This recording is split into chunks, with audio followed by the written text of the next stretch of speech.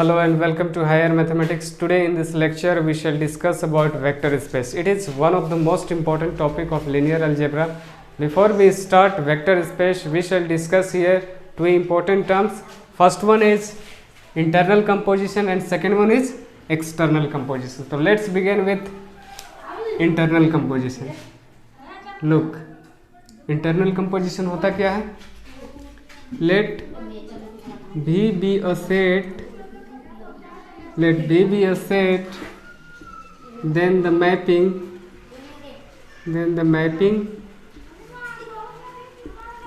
F from V cross V to V is called internal composition. It's called internal composition और vector addition.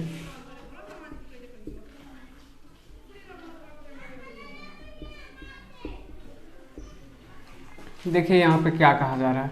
कोई set भी है तब the mapping V cross V to V is called internal composition और vector addition. यहाँ पे V जो होता है एक ऐसा सेट होता है जिसके एलिमेंट्स बेसिकली वेक्टर्स होते हैं. जब वेक्टर्स के दो एलिमेंट लेते हैं उसके ऊपर जब हम ऑपरेशन अप्लाई करते हैं, ऑपरेट करते हैं, देन जो आउटपुट मिलता है अगर वो भी वेक्टर ही होता है देन हम उसे इंटरनल कंपोजिशन कहते हैं. बेसिकली यहाँ पे जो ऑपरेशन होता है, जो ऑपरेशन ऑपरेट करते हैं वह एडिशन होता है, इसलिए इसको वेक्टर एडिशन भी कहते हैं क्योंकि दो वेक्टर के ऊपर हम एडिशन ऑपरेशन ऑपरेट करते हैं. Then coming to the second point which is external composition. External composition क्या होता है? Let V and F be two sets. Let V and F be two sets, then the mapping F from V cross F और F cross V भी हो सकता है to V is called external composition. Is called external composition और इसी को ये भी कहा जाता है स्केलर मल्टीप्लिकेशन. स्केलर मल्टीप्लिकेशन यहाँ पे बेसिकली जो सेट भी होता है इसके एलिमेंट्स वेक्टर होते हैं और यहाँ पे जो सेट भी एफ होता है उसके एलिमेंट बेसिकली स्केलर होते हैं. यहाँ पे एफ जो होता है बेसिकली फील्ड होता है. देन जब हम एक भी का एलिमेंट लेते हैं और एक एफ का एलिमेंट लेते हैं और उसके ऊपर जब हम ऑपरेशन ऑपरेट करते हैं देन अगर फाइनली मुझे वेक्टर एलिमेंट ही मिलता है देन इसे एक्सटर्नल कंपोजिशन कहते हैं या स्केलर मल्टीप्लिकेशन. यानी मैथमेटिकली आप ऐसा भी कह सकते हैं जे a alpha belongs to V for all a belongs to F and alpha belongs to V. भी यहाँ पे वेक्टर, इसके एलिमेंट वेक्टर होते हैं यानी अल्फा यहाँ वेक्टर है और ए यहाँ पे स्केलर होता है. नाउ हम लोग डिस्कस करेंगे वेक्टर स्पेस के बारे में, पर उससे पहले इसको आप राइट डाउन कर लीजिए. देन हम इसके बाद हम लोग डिस्कस करेंगे वेक्टर स्पेस के बारे में. तो चलिए हम इरेज कर लेते हैं. देखिए वेक्टर स्पेस होता क्या है. वेक्टर स्पेस को समझने से पहले आप ये जान लीजिए कि आप प्रीवियस क्लास में ये पढ़ चुके हैं. ग्रुप, अबेलियन ग्रुप, फील्ड, ये सब चीज़ें आप प्रीवियस क्लास में पढ़ चुके होंगे. चलिए now we will discuss about vector space. तो वेक्टर स्पेस होता क्या है इसके बारे में जानते हैं. Let f plus multiplication plus multiplication be a field, the elements of F will be called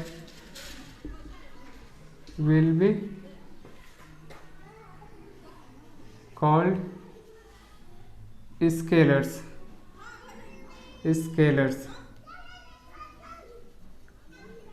और एक अनदर सेट लेते हैं, late V be a set whose elements will be called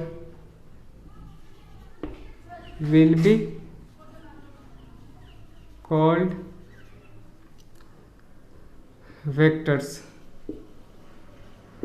Then V is called vector. Then V is called vector space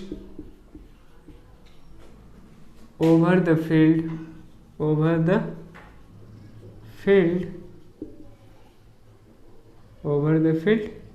F. If देखिए यहाँ पे क्या कहा जा रहा है, कोई एक फील्ड है F प्लस मल्टीप्लिकेशन, जिसके एलिमेंट्स क्या होने चाहिए, स्केलर्स होने चाहिए, उसके एलिमेंट स्केलर होंगे, और एक अनदर सेट होगा V जिसके एलिमेंट्स क्या होंगे, वेक्टर्स होंगे। देन V को वेक्टर स्पेस कहेंगे over the field F if कुछ कंडीशंस है वेक्टर स्पेस होने के लिए। फर्स्ट कंडीशन है if there is defined N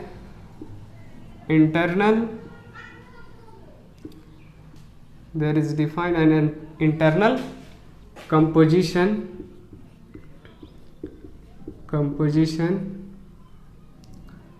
called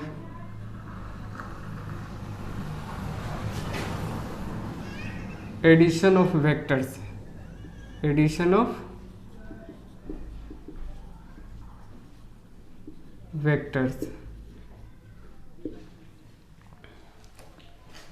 and it is denoted by plus. For this composition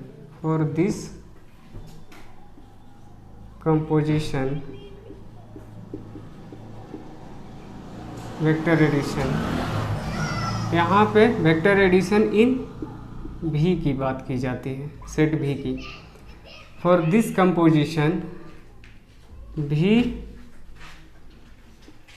is an abelian group।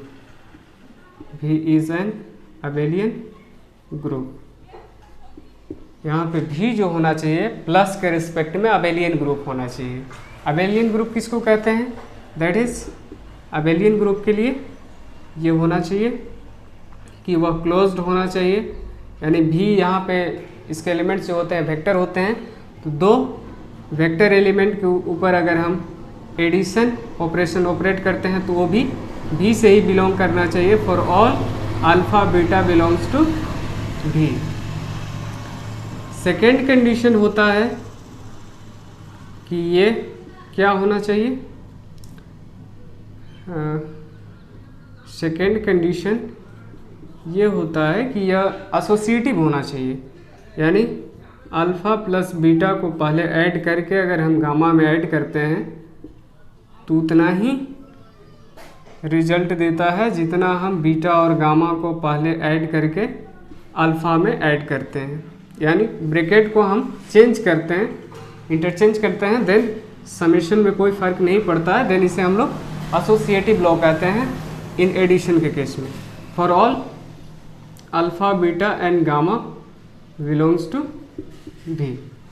Coming to the third point, abelian group होने के लिए third point ये होता है, थर्ड कंडीशन कि there exist there exists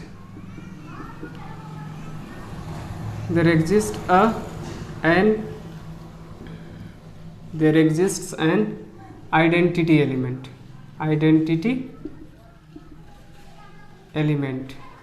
यहाँ पे जो यहाँ पे जो आइडेंटिटी एलिमेंट होता है ज़ीरो बिलोंग्स टू भी such that 0 is identity element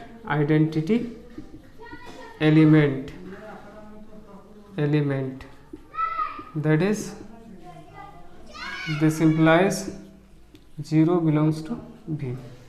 0 जो है वह V से बिलोंग करना चाहिए। फोर्थ कंडीशन है कि यह हर एक every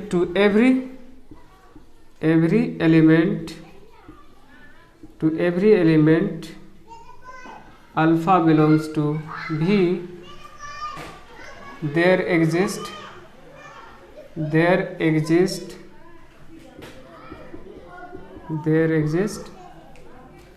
minus alpha belongs to V such that plus alpha plus minus alpha is equal to 0। यहाँ पे for all, now coming to the last point for abelian group, होना चाहिए कि यह कम्यूटेटिव भी होना चाहिए, यानी alpha plus beta is equal to beta plus alpha, यानी दो एलिमेंट्स को ऑर्डर को अगर चेंज करते हैं और दोनों को ऐड करते हैं देन रिजल्ट में कोई फर्क नहीं पड़ता, देन इसे हम लोग कम्यूटेटिव लॉ भी कहते हैं। For all alpha beta belongs to V. चलिए इसको राइट डाउन कर लीजिए। इसके बाद हम बात करेंगे वेक्टर स्पेस का सेकेंड कंडीशन पे। सेकेंड कंडीशन क्या है, चलिए हम थोड़ा इरेज कर लेते हैं इसको। सेकेंड कंडीशन है कि यहाँ एक्सटर्नल कंपोजिशन एग्जिस्ट करना चाहिए, यानी हम बात कर रहे हैं second condition for vector space. Second condition for vector space क्या है, there is an external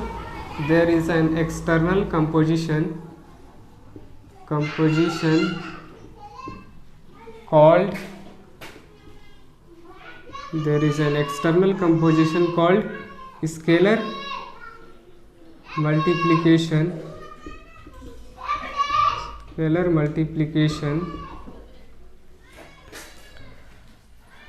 and denoted multiplicatively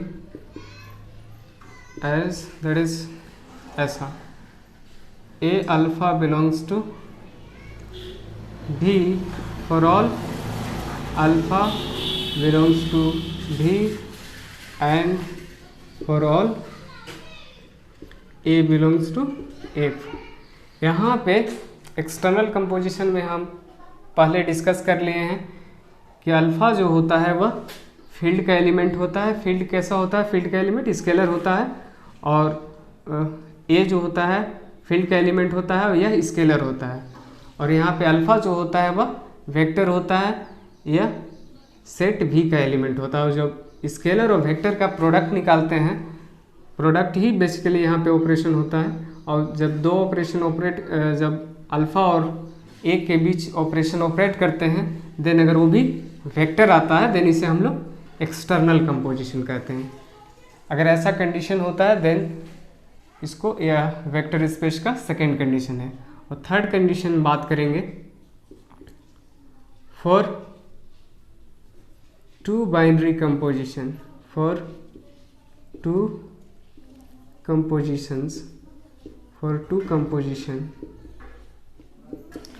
यानी vector addition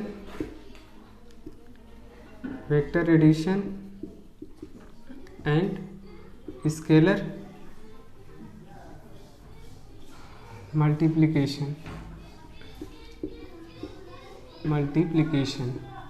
scalar multiplication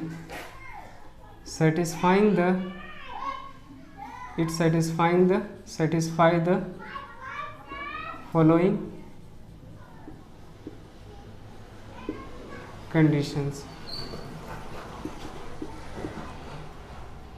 first condition जो होता है, यह दोनों बाइनरी कॉम्पोजिशन के लिए यह प्रॉपर्टीज है जो इधर हम लिख रहे हैं, वेक्टर एडिशन के लिए और स्केलर मल्टीप्लिकेशन दोनों इसमें कंबाइंड होते हैं। पहला जो कंडीशन है इसमें, फर्स्ट कंडीशन क्या है, a into alpha plus beta is equal to a alpha plus a beta. ये लग सकता है लेफ्ट डिस्ट्रीब्यूटिव की तरह, for all a belongs to f and alpha, for all alpha and beta belongs to b। Coming to the second condition for both compositions के लिए, second जो condition है वो ये होना चाहिए कि alpha plus beta a plus b into alpha is equal to, right distributive की तरह ये होता है a alpha plus b alpha, for all ab belongs to f and for all alpha belongs to b। Coming to the third common properties for both binary operation, both composition, जो third condition है वो ये है कि a b into alpha is equal to a, यहाँ पे bracket ध्यान दीजिएगा, ए और बी को ब्रैकेट के अंदर बंद किया गया है, यहाँ बी और अल्फा को बंद किया गया है। यह लग सकता है एसोसिएटिव प्रॉपर्टी इन मल्टीप्लिकेशन के जैसा, for all a b belongs to f and for all alpha belongs to b. Coming to the fourth point for both the composition, d देखते हैं d क्या होता है, 1 into alpha is equal to 1 into alpha is equal to alpha, for all alpha belongs to b and 1 is 1 जो यहाँ पे होता है identity element of the field होता है, identity element of the field F. चलिए यहीं तक है वेक्टर स्पेस। क्या क्या हम बात की कि इंटरनल कंपोजिशन क्या होता है, उसके बाद देन हम लोग बात किए एक्सटर्नल कंपोजिशन, देन उसके बाद हम लोग बात किए वेक्टर स्पेस। चलिए I just want to remind you,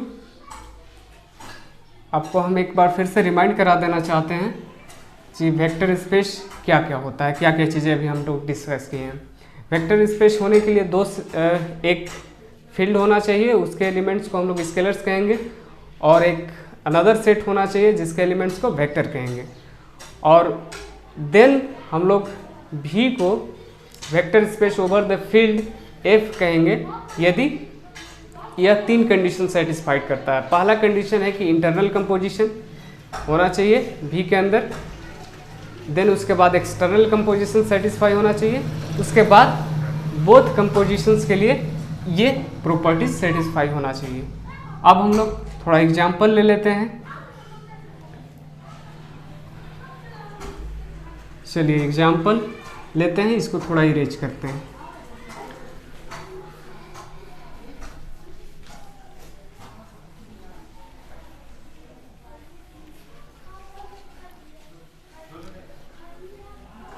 चलिए वेक्टर स्पेस का एग्जाम्पल क्या है, पहला एग्जाम्पल है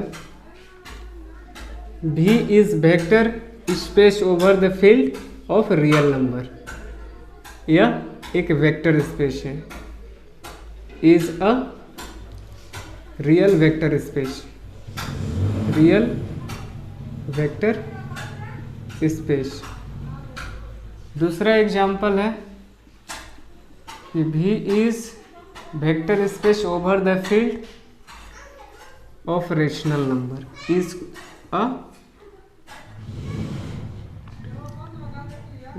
अ इसको कहेंगे रेशनल वेक्टर स्पेस। देन हम लोग बात करेंगे थर्ड एग्जाम्पल की, जो फील्ड होता है खुद के F is vector space over the field itself. Field खुद के ऊपर वेक्टर स्पेस होता है, इसे एक फील्ड स्पेस भी कहते हैं, फील्ड वेक्टर स्पेस कहेंगे, field vector space.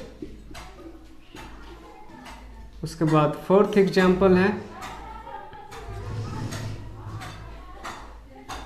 C is vector space over the field, complex number is vector space over the field, R is a vector space, vector space. यहाँ पे जो R होता है वह फील्ड होना चाहिए, और C जो होना चाहिए, C यानी वेक्टर स्पेस होने के लिए C का ये जो internal composition, external composition and दोनों कंपोजिशन के लिए जो प्रॉपर्टीज़ है वेक्टर स्पेस के लिए, वो सेटिस्फाइड करना चाहिए C को।